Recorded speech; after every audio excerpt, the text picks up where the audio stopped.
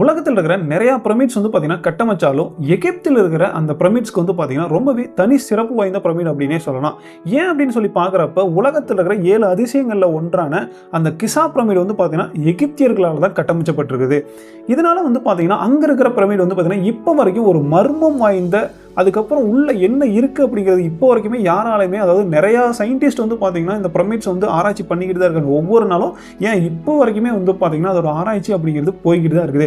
அந்த பிரமிடை வந்து பார்த்தீங்கன்னா எப்படி வந்து கட்டுனாங்க, இல்லை எதுக்காக இந்த பிரமிடை வந்து கட்டினாங்க, அவ்வளோ கற்களை வந்து பார்த்தீங்கன்னா எங்கேருந்து கொண்டுகிட்டு வந்தாங்க, இந்த மாதிரி நிறையா விஷயங்களுக்காக வந்து பார்த்தீங்கன்னா ரிசர்ச் அப்படிங்கிறது போய்கிட்டு தான் இருக்குது. ஆனால் இப்போ வரைக்கும் அந்த மர்மத்தை வந்து பார்த்தீங்கன்னா யாராலையுமே கண்டுபிடிக்க முடியல. சில பேர் வந்து பார்த்தீங்கன்னா இதை ஏலியன்கள் வந்து கட்டியிருக்கலாம் அப்படிங்கிற மாதிரியும் வந்து சொல்லி நீங்கள் வந்து கேள்விப்பட்டிருக்கலாம். அது சொல்ல ஒரு கிமு 2600 அந்த ரேஞ்சில் வாழ்ந்த மன்னர்கள் வந்து என்ன பண்ணியிருக்காங்கன்னா இந்த பிரமிட்ஸ் வந்து பார்த்தீங்கன்னா கட்டமைச்சிருக்காங்க.